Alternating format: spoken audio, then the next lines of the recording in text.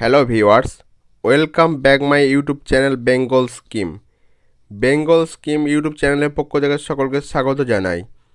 প্রতিবারের মতো এবারেও চলে এসেছি আপনাদের সামনে নিত্য নতুন একটা ভিডিওর আপডেট আপনাদের সকলের সঙ্গে শেয়ার করব বলে।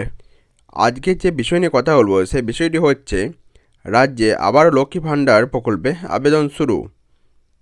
যে সমস্ত মহিলারা যারা এখন পর্যন্ত লক্ষ্মী ভাণ্ডার টাকা পাননি অথবা লক্ষ্মী ভাণ্ডার প্রকল্পের নাম নথিভুক্ত করতে পারেননি, সেই সমস্ত মহিলারা এখন থেকে এবার নাম নথিভুক্ত করতে পারবেন দুয়ারে সরকার ক্যাম্পে গিয়ে।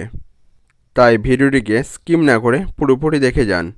আর আমার চ্যানেলে নতুন হয়ে থাকলে চ্যানেলটিকে সাবস্ক্রাইব করে দেবেন এবং পাশে থাকা বেল আইকনটি অন করে রাখবেন।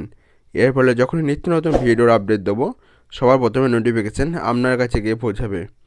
তার সঙ্গে লাইক, কমেন্ট, শেয়ার করতে রেকর্ড আবেদন 3 লক্ষ নতুন উপভোক্তা যুক্ত হচ্ছে লক্ষ্মী ভাণ্ডারে।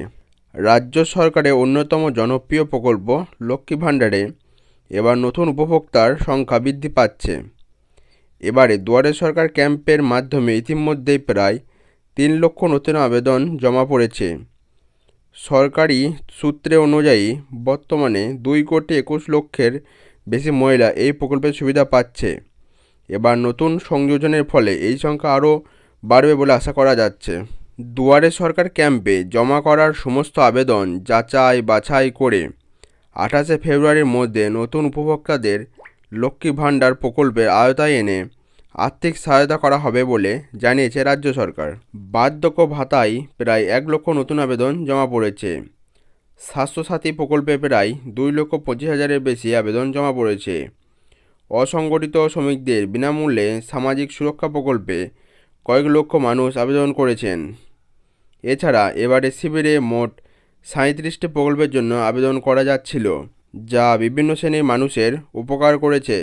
দুয়ারে সরকার ক্যাম্পে ব্যাপক মানুষের উপস্থিতি। 24শে জানুয়ারি থেকে শুরু হয় দুয়ারে সরকার ক্যাম্প। ইতিমধ্যে রাজ্য জুড়ে ব্যাপক সাড়া ফেলেছে।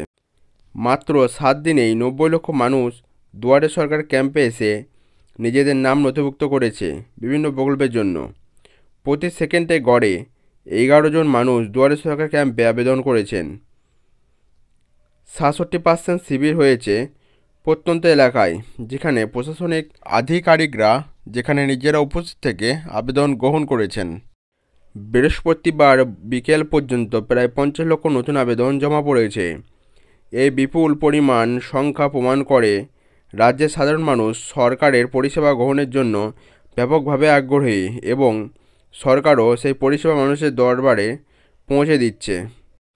দুয়ারে সরকার ক্যাম্প বাড়ানো হবে। প্রাথমিকভাবে 1 ফেব্রুয়ারি পর্যন্ত ধরে দুয়ারে সরকার ক্যাম্প চলছিল, তবে এই শিবির বাড়ানোর বিষয়ে চূড়ান্ত সিদ্ধান্ত নেওয়া হবে। বিশ্ব বঙ্গ বাণিজ্য সম্মেলনের কথা মাথায় রেখে প্রশাসন সেই সিদ্ধান্ত গ্রহণ করবে। লক্ষ্মী ভাণ্ডার সহ রাজ্যে বিভিন্ন সামাজিক প্রকল্পের প্রতি সাধারণ মানুষের ব্যাপক আগ্রহ লক্ষ্য করা গেছে এই দুয়ারে সরকার ক্যাম্পের মাধ্যমে।